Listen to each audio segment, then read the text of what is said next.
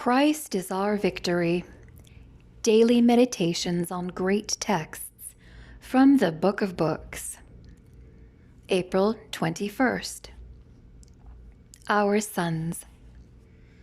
And Abraham said, "My son, God, will provide himself a lamb for a burnt offering." So they went, both of them together. Genesis 22:8. The story of Isaac is an excellent example of the relationship of a son to the family unit. It contains important lessons for modern-day sons and their parents.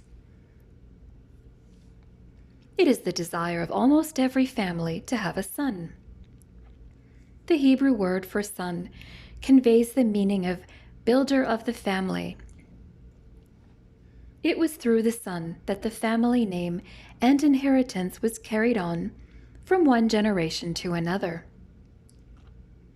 Abraham and Sarah had long waited for the fulfillment of God's promise, and when Isaac was born, there was great rejoicing in the encampment.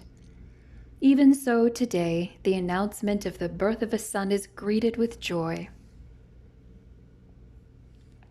The child of promise was a great comfort to the hearts of his parents.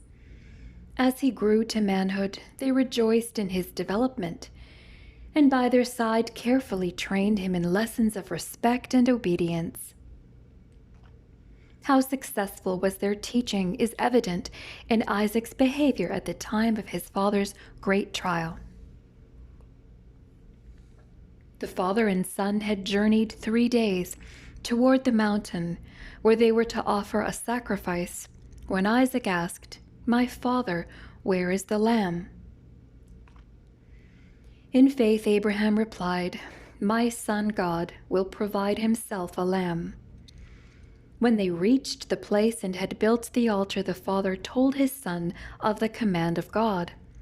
Describing the scene, inspiration tells us, "But Isaac had been trained from childhood to ready, trusting obedience, and as the purpose of God was opened before him, he yielded a willing submission."